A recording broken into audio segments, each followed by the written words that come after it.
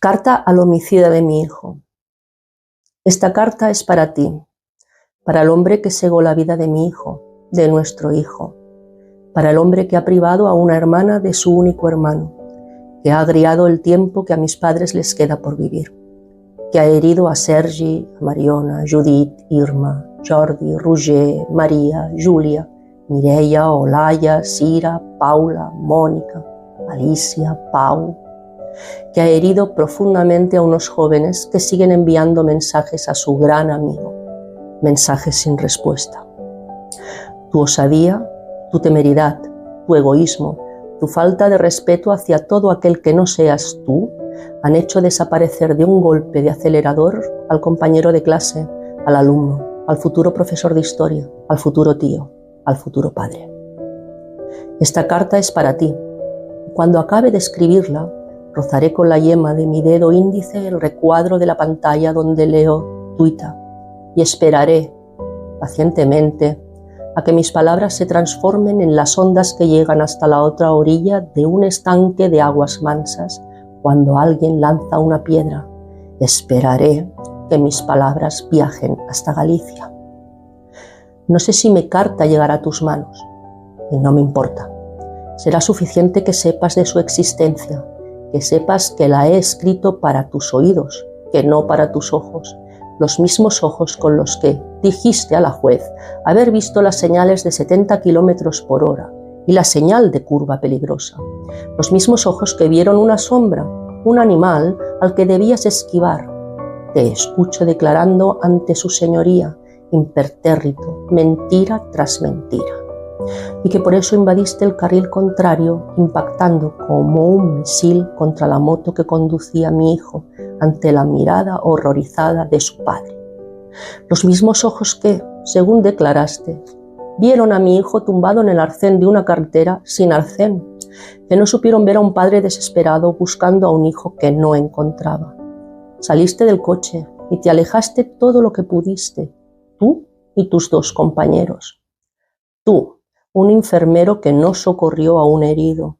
¿O sabías que a la velocidad a la que circulabas, el 116 que luces tatuado en el brazo, te negaste por segunda vez ante la juez? Era imposible que mi hijo hubiera sobrevivido. Nada, no hiciste nada, ni en aquel momento ni nunca. María Pilar Rosanes, gracias por venir aquí con nosotros, contigo hasta el final. Para mí es un placer tenerte, un honor que hayas accedido a hacer este podcast. Me pareces una madre luchadora que ha sido capaz de transformar todo su dolor en algo positivo para nuestra sociedad, que es tu lucha. Y hablemos un ratito, ¿no? ¿Qué es lo que ha ocurrido hasta ahora? Has tenido mucho impacto en redes sociales. Llevas un periplo de un año aproximadamente, ¿no? Sí. Y has hecho una serie de publicaciones. La primera me pareció espeluznante, hablaremos luego de ella. Y eso ha tenido mucho impacto a nivel de redes sociales, sobre todo, y ha tenido ciertas consecuencias, ¿no? A nivel incluso político. Explícanos un poquito. Bueno, sencillamente era una usuaria de Twitter, una lectora, y un día pues necesité escribir en lugar de... Bueno, fue un grito, ¿no? Que podía ser un grito al vacío, y fue en Twitter. Puse una fotografía de Josep y bueno, empezó a rodar. ¿Te sorprendió? Sí, muy agradablemente, porque yo lo que pensaba, bueno, pues cuando eran 100, 150, 200, yo lo único que pensaba es, hay 100 personas que conocen a Josep, hay 150 personas que conocen a Josep, hay 1000 personas, claro, hasta 6000 personas que conocieron a Josep. A mí lo que me hacía me impactó fue la gente que quiso leer, que conocía a Josep y que me ayudaba. Y a partir de ahí, bueno, fue el primer contacto de la primera periodista que se puso en contacto conmigo, me dijo que quería hacer un pequeño reportaje sobre lo que le había pasado a Josep para el Telenoticias de TV3. Evidentemente dije que sí. Después también Ana Punsi, para un programa de RAC a Islandia, creo que se llamaba. También dije que sí.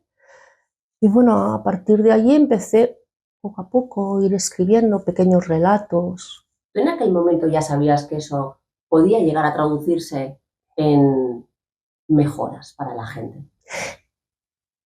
Puede que en aquel primer momento no. La finalidad, el objetivo, lo que me movía a escribir era darle una nueva vida a Josep. Porque parirlo no puedo volver a parirlo, pero bueno, a través de las palabras se puede hacer. Y ese era el objetivo. Después me di cuenta que había un efecto colateral. Y que el efecto colateral, recuerdo una de esas historias, alguien que me contestó: haces más tú por concienciar de lo que pasa que las instituciones. Y no me había dado cuenta, no había percibido que eso pasaba. Y entonces pensé, bueno, pues a lo mejor sí, es así. Y es así. Y recibo muchos mensajes desde que conozco a Josep, no he vuelto a pasar el límite de velocidad, no he vuelto a coger el móvil, Josep me ha enseñado tantas cosas. Eso, y después también porque lo que respecta a la relación entre los padres y los hijos. Claro, yo escribo lo que no hice y hubiera querido hacer y ya no puedo hacer. Y entonces también hay quien pues me contesta y me da las gracias. Sobre todo le da las gracias a Josep.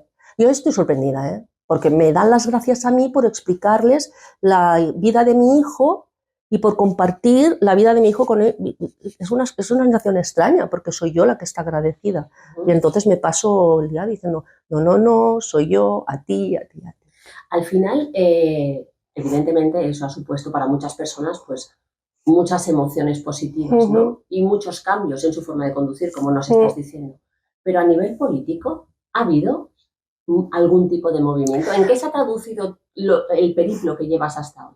Sí, porque, claro, Twitter es un gran medio de comunicación y muy positivo si es positivo. Yo no recibo ataques, que no hay nada que ataque. Pero en absoluto nada.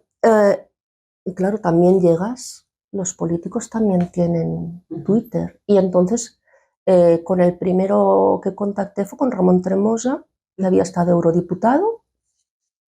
¿Qué contactó contigo? Sí. Él se puso... ¿Tú no has tenido nunca un activismo no, directamente para contactar con ciertos políticos, etcétera? Siempre ha sido un poco que ellos... A mí esto me parece importante, pues, para valorar la voluntad que hay política, ¿no? De cambiar las cosas, ¿no? Sí, no, es que ni se me ocurrió.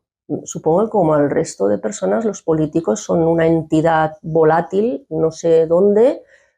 No. De ninguna manera pensé que se iban a poner en contacto conmigo y hubieran querido hablar conmigo, y a partir del primero de Ramón Tremosa, pues han sido diferentes. Claro, hay un contacto y entonces entre ellos hablan y se han ido poniendo en contacto conmigo, de hecho. Pues no sé, Ramón Tremosa, después Josep Lluís Alay fue el que me escribió para decirme si quería ir al Europarlamento. He estado en el Parlamento aquí un par de veces, ahora están pendientes de si habrá una comisión para hablar sobre ello, porque no solo es que son desconocedores de la ley, también los periodistas. ¿Los políticos son y los periodistas. Yo cada vez que me ha llamado un periodista y le he explicado lo que había pasado a Josep y lo que había pasado el día después, porque todo lo que nosotros sabemos es hasta ese día. Es la noticia de televisión que dice, este fin de semana ha habido tantos, bueno, la palabra que me pone muy nerviosa, que es accidente con víctimas mortales, y ahí se queda. Pero después hay, o sea, ahí empieza el infierno. Esa es la puerta de entrada, pero después están todas las calderas detrás. Y cuando yo he hablado con algún periodista, porque me han llamado también, se han puesto en contacto conmigo por teléfono y he hablado con ellos y les he explicado cuál era la ley y qué es lo que pasaba, todos, la cara es, ¿cómo? Pero Ramón Tremosa también, cuando se lo expliqué, aún no había habido el juicio. Y también se quedó muy sorprendido de que el homicidio bueno, que las consecuencias fueran nada, porque yo ya lo sabía. Yo fui a juicio sabiendo que no iba a pasar nada. El desconocimiento es absoluto y general. En redes me pasa lo mismo. Me dicen que haya justicia y yo contesto, no la habrá, no la hubo, ahora porque ya ha pasado, cuando antes, bueno, evidentemente, y ese es uno de los objetivos. Yo por Josep ya no puedo hacer nada, nada, pero no puede pasar eternamente lo que está pasando. El Código Penal, las leyes del Código Penal deben ser, en primer objetivo es disuadir, ¿no? A no cometer ese delito, y hay a quien le funciona esa disuasión.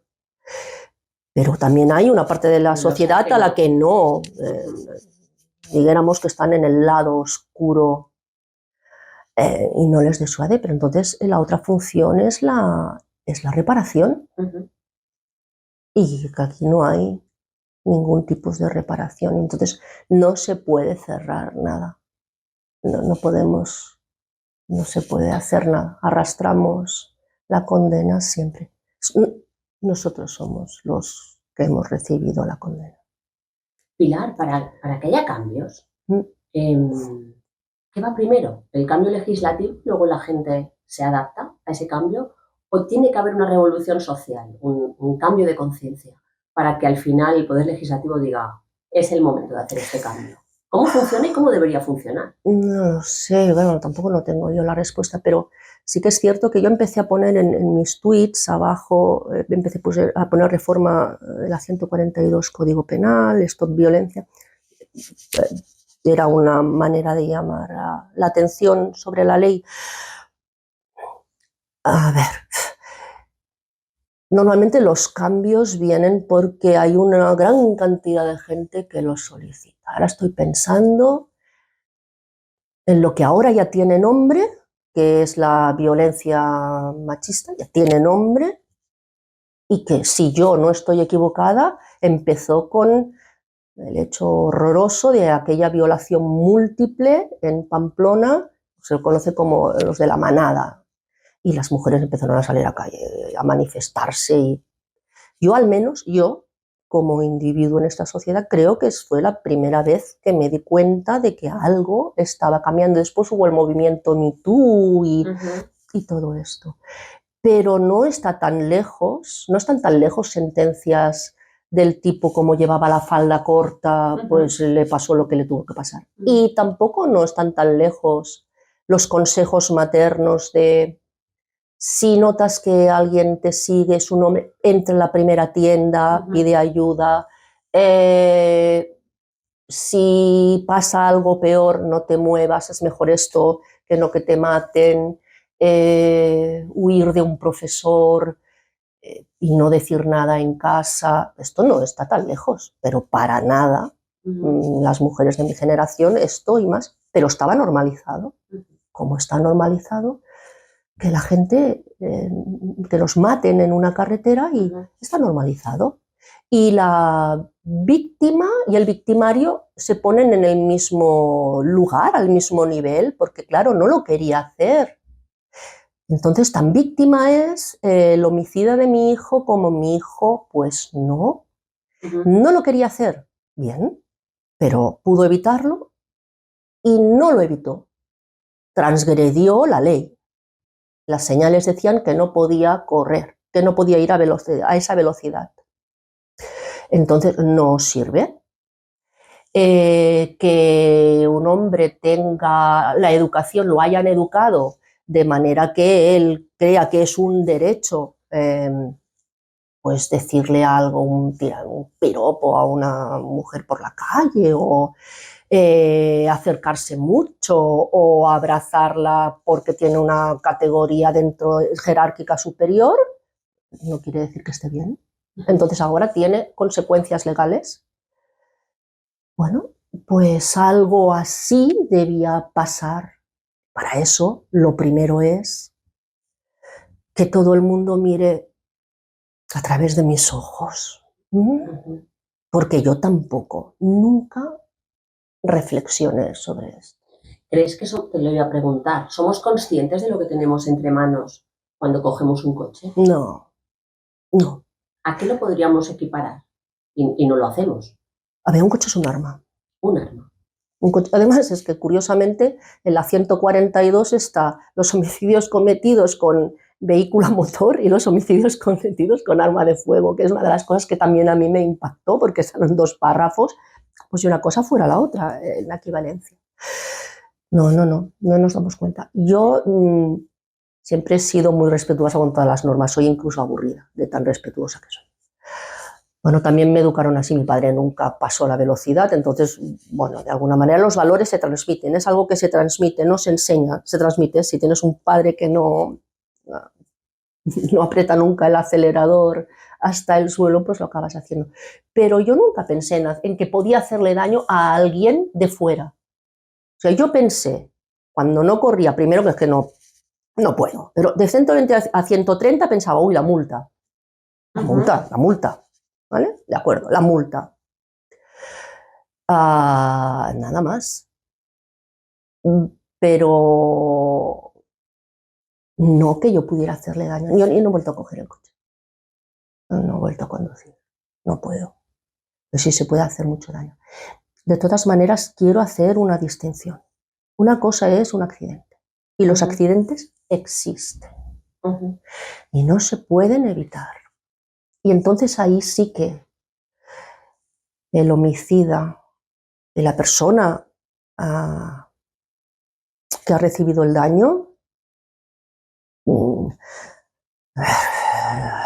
debe ser terrible. Es decir, que alguien se cruce en tu camino, no puedas evitar que tu coche pase por encima de él porque, no sé, estoy pensando en una persona que conozco. La moto ha invadido el otro carril porque ha topado con una piedra que estaba en la vía, no has podido contener la moto, has caído y el coche que venía en sentido, tú has invadido el otro carril y el coche ha pasado.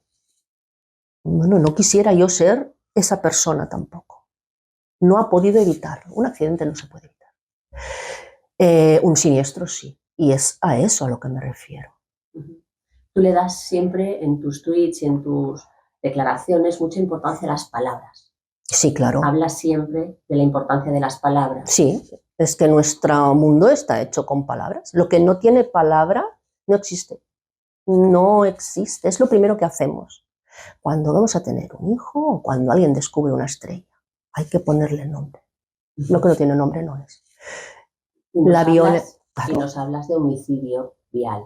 Sí, es que el homicidio, es que, a ver, aquí hay 3 palabras que son, a mí especialmente me alteran. ¿Qué es? Imprudente. El homicidio imprudente. Claro, homicidio imprudente, a mí hay gente que ahora he entrado en TikTok y hay gente nueva, ¿no? Y tengo que volver a explicar. Claro, cuando dicen una imprudencia, ¿no? Es que, claro, no se pueden cometer imprudencias. Bueno, a ver, que una imprudencia es una cosa muy... No, esto es una temeridad. Yo siempre pongo el ejemplo del homicida de mi hijo, porque evidentemente es el que conozco.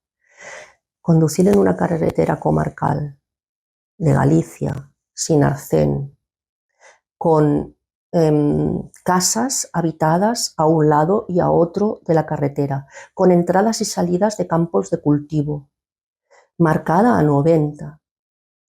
Llegar a una curva, o sea, cuando sabes que llegarás a una curva y te están diciendo que es una curva peligrosa, y te dicen durante 3 veces, reduce a 70, a 70, a 70, y tú la tomas a un mínimo de 116 según la Guardia Civil, 126 según nuestro peritaje, eso no es una imprudencia. Eso es una temeridad. Yo no sé, y me moriré con eso encima. Yo no sabré nunca por qué lo hizo. ¿Por qué? Es que a lo mejor quería suicidarse. ¿Se ha puesto en contacto contigo? No. ¿Él sabe que hablas de él en redes sociales? Sí, diría que sí. Diría que sí, porque, claro, hay gente que me sigue desde Galicia. Sí, hay gente que se pone en contacto. Sí, sé que sí, lo sé. Sí, lo sé. De hecho, el que sí se puso en contacto conmigo fue el pasajero de detrás del coche. Él sí se puso en contacto conmigo. O sea que, vaya, sí, por fuerza.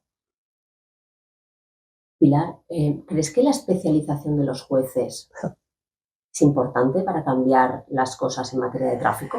No es importante, es absolutamente necesaria. Porque yo ahora estoy pensando en la juez que nos atendió, o la fiscal.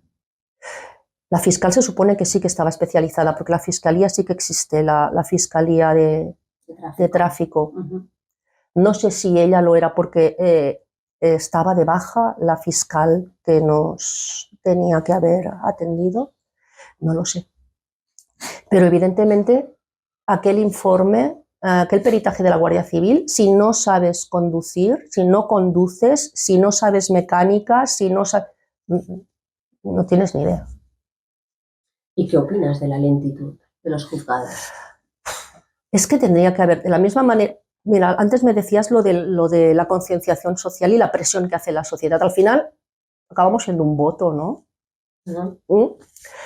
Y a los políticos, a muchos solo los mueve un voto. Los que se han puesto en contacto conmigo, de decir que no, porque mi voto, ¿que lo tienen?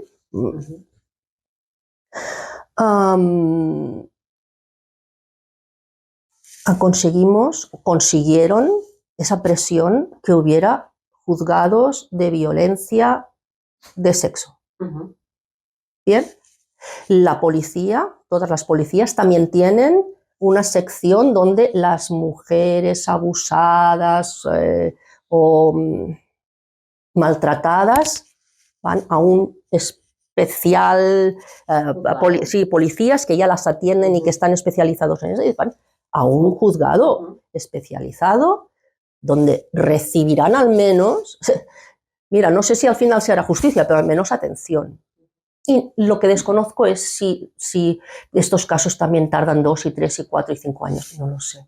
No, desconozco si van más rápidos o menos. Pero deberíamos entender que si hay más medios, porque hay más especialización, habrá menos lentitud. Debemos entender eso. He leído muchas veces que la justicia lenta no es justicia. Es verdad. En estos casos, además, que el tiempo queda parado.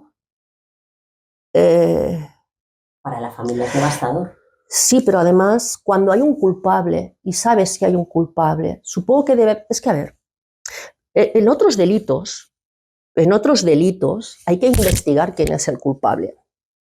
Pero en este delito el culpable está allí. No hay que hacer ninguna investigación sobre quién es el culpable, a no ser que haya huido, que eso ya es otra cosa. Mayormente está allí, no hay que hacer. O sea, el culpable estaba en ese sitio, estaba allí. El señor González Silva estaba allí. Además, es que mi marido fue testigo, o sea, estaba allí.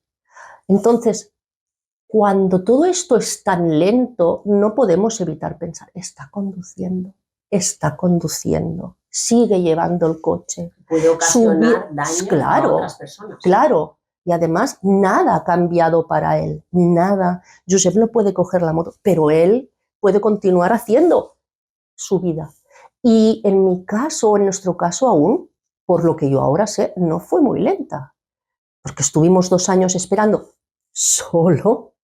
He oído casos de 3 y 4 y 2 años esperando la instrucción. Nuestra instrucción llegó en 1 año 14 meses. Hay quien está más de 2 años esperando una instrucción. Es decir, que no sabe ni si va a haber acusación o no. Nosotros sí que lo sabíamos.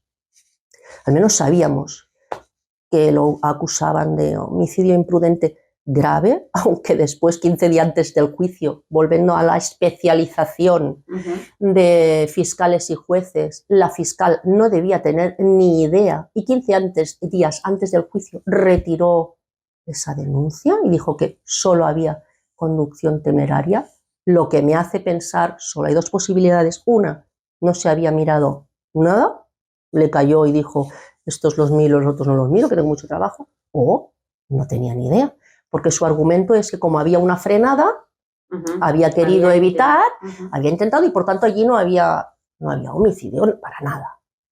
Bueno, pero es que la frenada estaba ya en el carril contrario, o sea, uno se lo miro, no tenía ni idea. Y después la resolución fue relativamente rápida. Es que fue en Galicia, y Galicia tiene 2.700.000 habitantes. Entonces parece ser que las cosas allí van más rápidas o no, porque hace poco se puso en contacto conmigo alguien que llevaba 4 años esperando, no lo sé. Pero sea lo que sea, o sea, no, esto tiene que ir deprisa, tiene que ir rápido, tiene que ser al momento. Es que no sé cómo decirlo. Si no hubiera habido, si Josep no hubiera estado allí, no hubieran coincidido en el espacio y en el tiempo, este señor se hubiera pegado un porrazo contra la Bionda, hubiera llegado la Guardia Civil, le hubieran hecho 24 horas, juicio rápido, porque usted, ¿no? La señora, y esto se arregla. Y en 24 horas, bueno, no soy, después si vosotros sabéis más, pero cuando se aplica la 379, la 379, en 24 horas los excesos de velocidad sin homicidio o las pruebas de alcohol sin homicidio, hay un juzgado luego más tendremos rápido. ocasión de hablar con el letrado que nos acompañará de Voz de Abogados. Muy bien. Pilar, ¿y ahora qué? Después de todo el periplo, de la espera de los 2 años, del juicio, de la sentencia, del año que llevas en redes sociales, de los contactos con políticos, ¿y ahora qué? Bueno, yo creo que en algún tuit he escrito que yo no estoy de luto, que estoy de lucha. Pues aprovechar todas las oportunidades que se crucen en mi camino. De hecho, yo no hago nada más que apretar los botones de un teléfono. El resto ha llegado. Yo me dejo conducir por Josep. Empiezo a creer que por ahí debe estar. Y espero que todo lo que el interés que yo he visto en los políticos que se han puesto en contacto conmigo, fructifique. Es un momento político. Que se materialice en algo. Sí, es un momento político complicado. Confuso. Todo esto ya también se pospuso porque hubo un periodo electoral hasta que no se formó gobierno, ahora estamos... Bueno. Pero es así, entonces, bueno, estoy pendiente, se ponen en contacto conmigo, ellos me han dicho que las personas que se han puesto en contacto conmigo, que tenían interés, de hecho es lo que te decía antes, que cuando yo les expliqué lo que pasaba, la cara es que nadie, estoy segura que en el hemiciclo no hay nadie que lo sepa, que no lo sabéis, que si lo supierais a lo mejor hubierais hecho algo. Estoy pendiente de bueno, primero empezar por aquí, evidentemente por la Generalitat, y que llegue, había tenido contactos también desde el Congreso, si se materializan, bien, y si no, pues siempre puedo comprar una cadena de esas de atar bicicletas y atarme al cuello de uno de los leones del Congreso, porque algo tiene que pasar.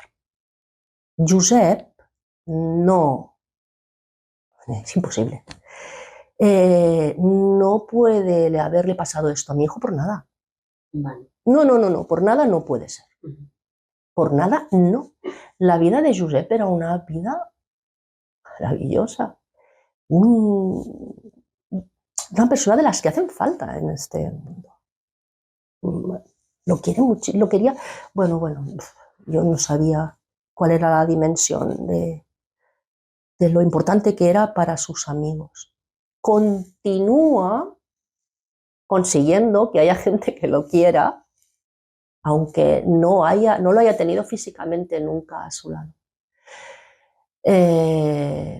Entonces, bueno, pues a lo mejor todo esto ha pasado, le ha pasado a él, para que alguna persona vuelva a casa.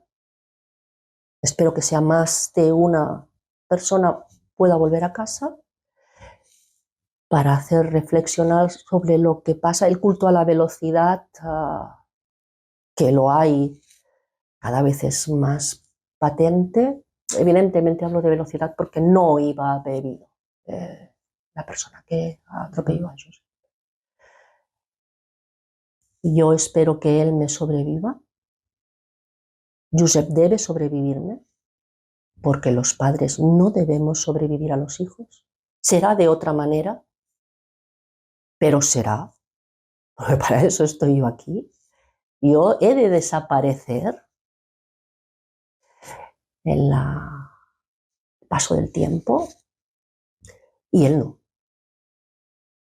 Él debe quedarse.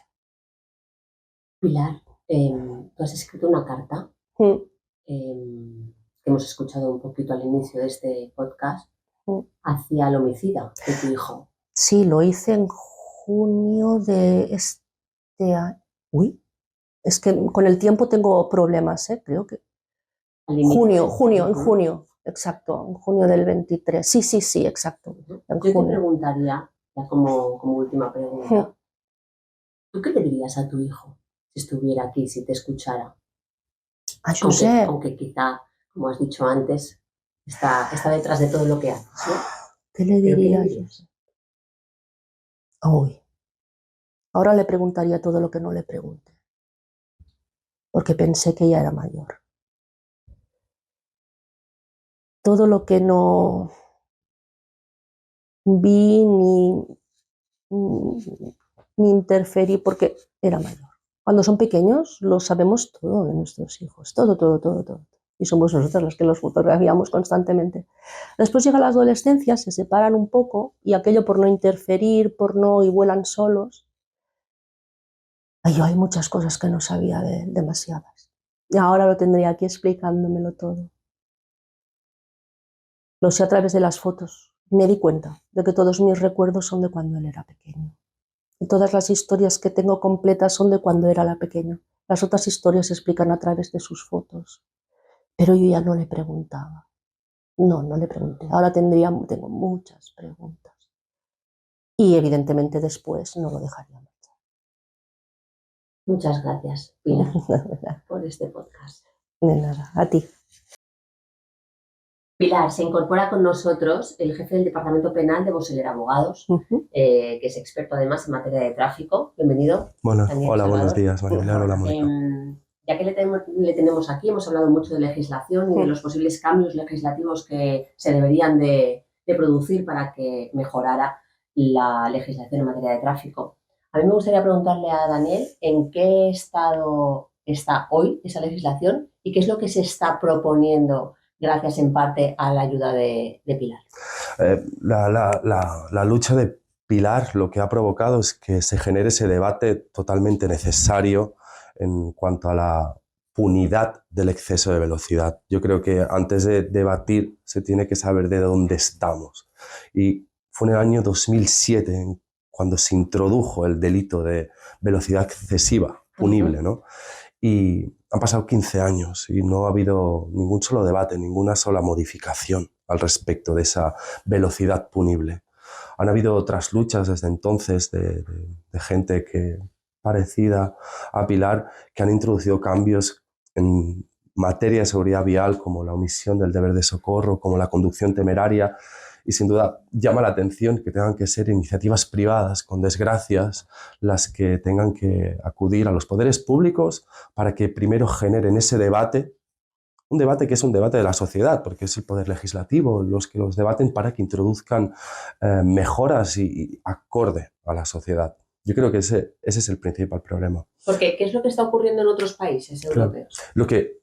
No hay ningún tipo de duda, porque todos los estudios en la Comunidad Europea, directivas europeas, hablan que el exceso de velocidad genera más siniestros y más muertes. O sea, nadie puede discutir que si se rebajan los límites de velocidad habrá menos siniestros y menos muertes. Eso es indiscutible. O sea, no hay ideología detrás de una evidencia científica. Lo que se está intentando por parte de la Comunidad Europea es que haya que todos los estados de alguna manera comiencen a legislar para que haya una coherencia entre todos los estados. Daniel, pero déjame que te diga algo como mera espectadora, ¿cómo es posible que estemos hablando de limitar la velocidad, pero al mismo tiempo se estén fabricando vehículos, que este es el debate que está en la calle? O sea, la gente dice, pero si se están fabricando vehículos y se están realizando obras en carreteras para llegar a los 120, 130, 140 kilómetros por hora, ¿qué es esta incoherencia? Sin duda es uno de los principales problemas en los que se pueden encontrar los poderes públicos y en la Comisión Europea. Cómo chocan los intereses económicos de empresas tan grandes como la automovilística. O sea, ahora están intentar de alguna manera limitar la capacidad de velocidad que tienen los coches. Por eso es importante que se genere ahora el debate, porque estamos hablando de normas que se introdujeron en el 2007. La cosa ha evolucionado y mucho. El tema es, cuando el exceso de velocidad es punible, también se refiere a otras leyes que son como las administrativas más locales, porque se refieren a reglamentos generales de circulación. Cuando ponemos el límite en una vía a 30 kilómetros, a 50 kilómetros, a 70, a 80, directamente estamos modificando el Código Penal, porque es el Código Penal al que se refiere a esta ley. Cuando nos encontramos con poderes económicos tan grandes como las automovilísticas, es cuando se tiene que ir directamente a la Comisión Europea para atajar el problema de fondo, literalmente. Se tendría que establecer que no pueden haber coches que tengan tanta potencia y que puedan tener tanta velocidad, porque es un sinsentido. O sea, no vas a legislar que no se pueda correr hasta cierto punto y a la misma vez tener coches con tanta potencia. Es un sinsentido. Por eso creo que lo sensato es ir a Europa para que se genere ese debate en la sociedad, que son nuestros representantes al final. Pilar, ¿querrías preguntarle algo a Daniel, que lo tenemos aquí? No es que nos conocemos, hemos hablado bastante. Hemos tenido la oportunidad de hablar. Sí, de hecho fue el primero, bueno, vuestro grupo, vos fueron los primeros que me atendisteis. Estaba Daniel en el equipo cuando yo vine con, bien, esto es viable, esto que yo veo. Además creo que recuerdo haberle dicho... Se me ocurre preguntarte sobre el concepto de homicidio vial. Sí. ¿Existen otras legislaciones de este concepto? Por supuesto, fue una de las primeras cosas que pudimos analizar en cuanto a derecho comparado. Lo primero que hicimos es ver la legislación que hay sobre este delitos en nuestros países vecinos, Italia, Francia, cómo legislan. Yo creo que Italia nos lleva un poquito la ventaja. Sí que se estableció el homicidio vial. Antes hablabas del homicidio imprudente, homicidio vial. Un accidente con lo que es un homicidio. Un homicidio vial. Para características técnicas, ¿no? ¿Por qué tiene que ser un homicidio vial y por qué sería una línea donde podría ir el legislador de aquí de España? Pues porque no podemos determinar que una cosa no sea más grave porque no se llegue a 4 o a 5 kilómetros, que es lo que establece el Código Penal. O sea, no podemos tener una legislación tan taxativa. Si superas los 60 kilómetros has cometido este delito, y si superas 58 no, y queda impune, como has dicho. Por eso hablábamos del homicidio vial, que de alguna manera podría configurarse como especialización en la judicatura. Sí que hay especialización en fiscalía, como bien has dicho, hay una unidad específica contra la seguridad vial, pero sin duda hablar de delitos, homicidio vial, sería mucho mejor con jueces especializados. Y violencia vial. Y violencia vial. Porque hay quien la ejerce constantemente. Por supuesto. Además, todos los conductores lo sabemos, ¿eh? Alguien se nos ha enganchado en el culo a un palmo de nuestro coche, nos ha adelantado prácticamente en línea continua. Los hay personas. Acoso, ¿eh? Bueno, pero vial, ¿eh? Bien, pues sí, pues existe. Existe. Claro que existe. Siempre, de alguna manera, nuestra legislación y la jurisprudencia se han parado como en un cajón desastre que habla de los delitos de seguridad vial como el riesgo permitido. Antes hablabas, te he escuchado, los accidentes existen, ¿no? Pues bajo la excusa de que el riesgo permitido, ¿no? Tenemos que entender pues que por el simplemente hecho de estar conduciendo o ir por la vía pública podemos sufrir un accidente. Eso está obsoleto a día de hoy, está completamente obsoleto. Por supuesto que pueden haber mejoras y por supuesto que pueden haber mayor punidad y mayor educación vial. Yo recuerdo perfectamente cómo ha ido evolucionando la conciencia de la sociedad. Era normal en España hace 20 o 30 años ir sin casco. Era normal hace 20 o 30 años no llevar el cinturón de la seguridad. Esa ha sido la educación vial, la sanción, la promoción de los poderes públicos, los que cada vez han hecho que conducir intenten ser más seguros. El exceso de velocidad está obsoleto. Iniciativas como la tuya, como tu lucha, son necesarias. Son necesarias pues, para que los poderes públicos, que son los que nos representan, tengan este debate de la sociedad. El debate de los poderes públicos es el debate de la sociedad. Y promover eso, mejoras y mayor punidad, sin duda, será un beneficio para todos. De hecho, antes me preguntabas lo de si antes la concienciación o el delito. Te he dicho, no lo sabía, ahora Daniel me ha hecho pensar, cuando ha dicho lo del casco. Yo era de las que no se ponía el casco porque me despeinaba. Y como la cabeza era mía, tenía 17, 18 años, a esa edad no te mueres. O sea, quiero decir, no, la muerte no existe y tú no ves riesgo en ningún lado. Yo no me ponía el casco. Me lo puse por conciencia, no, me lo puse porque una campaña del Ayuntamiento de Barcelona y la Guardia Urbana nos paraba y nos ponía 15.000 pesetas de multa. Si yo llego a casa con 15.000 pesetas de multa, bueno, no me hubiera peinado nunca más. Bueno, son campañas entonces, el miedo, bueno, a veces funciona. Claro, hay una parte de la sociedad que le funciona. Oiga, mire, es que si usted hace esto, va a ir a la cárcel. Pero como tú decías, hay otra parte de la sociedad que no le hace falta. A la que no le funciona. No, pero evidentemente a la parte que no le funciona, esa parte, otra, ¿son o no son delincuentes los homicidas viales? Lo son, pero la sociedad en general no los ve como delincuentes. No los ve como no veían antes, pues el señor que... no sé, que te pega un grito por la calle y te decía lo que decía, que no voy a repetir, nadie lo veía como un delincuente, a lo mejor como un maleducado, pero como un delincuente. Bien. Pues, ¿ha habido un cambio? Pues bien, pues ¿es Asier González Silva un delincuente? Sí. ¿Es un homicida? Sí. ¿Imprudente? Lo dice la ley. Yo no. ¿Qué tiene que hacer la ley con esta persona? Bueno, si a mí me lo preguntan, ya coche no lo coge nunca más. Esto ya, cuando has matado a alguien, no hay garantía de que no vuelva a hacer lo mismo para nada. Es que es lo peor que se puede hacer. Yeah. ¿Qué hay peor? ¿Qué hay peor que matar a alguien? Yo no creo que haya nada peor que eso. Entonces, es un delincuente. La sociedad debe verlo, debe ver a estos individuos como delincuentes. Deben notar el peso social. Deben notarlo. Y después, evidentemente, a quien le da igual, pues los que quedamos sobreviviendo, tenemos derecho a la reparación. Y la reparación solo llega con una ley punitiva. Y yo ya no entro, si es cárcel, si es trabajo social, y si es una multa económica, no entro. Pero nada no. Yeah. Nada, ¿no? Es que creo que, no sé, no entiendo mucho de leyes, pero leo las noticias. Si a Josep lo hubieran detenido o lo hubieran tomado la identificación en una manifestación con un contenedor que se quema y hubiera dicho, uy, a mí no me cojan, que yo no he hecho nada, que yo pasaba por aquí, pero ¿por qué me detiene? Bueno, resistencia a la autoridad, y lo tendríamos pendiente de juicio con una petición de 7 años de la Fiscalía. Entonces, bueno, equilibremos un poco. Pero sí, los homicidios, o sea, no pasa nada. Yo creo que... Nada.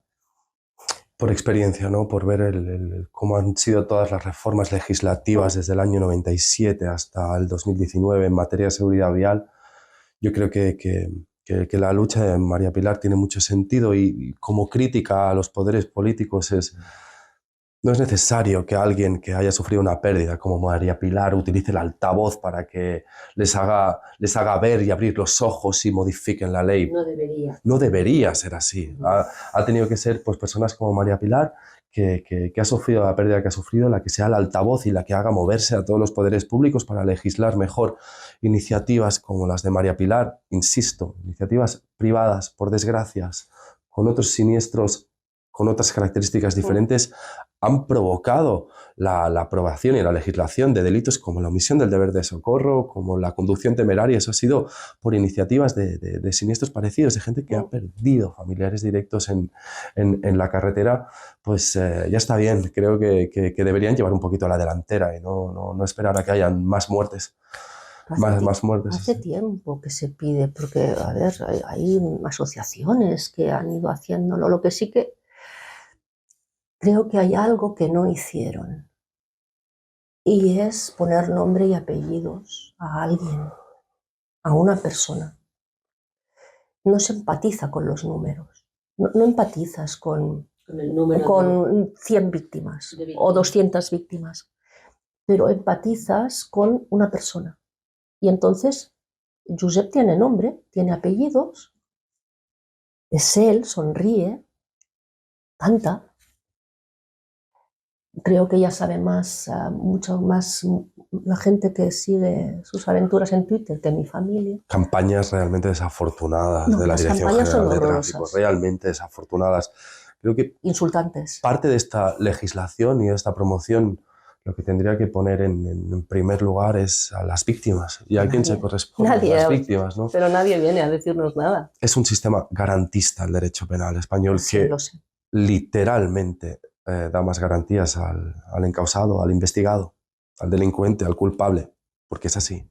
Yo creo que sí que podemos cambiar un poquito la tendencia y poner en primer lugar a las víctimas, ¿no? Que son las que sufren el delito. Parece que hay una falta de consideración. Yo creo que merece, esto va más allá, ¿de acuerdo?, de poner números al exceso de velocidad. Es una reforma realmente ambiciosa que se tiene que hacer y promover para poneros en primer lugar, que sois pero las sí víctimas. Que es cierto que hace falta esta sensibilidad. Claro, es que había un juez, no deja de ser una persona que se mueve dentro de la sociedad, y el político también. Y entonces, claro, a mí la fiscal general de Galicia me dijo, una llamada telefónica, es que este es el único delito en el que podemos ponernos en el otro lado, como diciéndome, claro, es que la juez sí puede ponerse en el lado de este señor que no quería matar a tu hijo. Entonces, claro, es lo que he dicho antes, no hay esa visión de carga delincuencial en el delito. Todo esto es lo que tiene que moverse. En aquel juicio mi hijo no estaba. Josep no existía, para nada. Estaba el delincuente.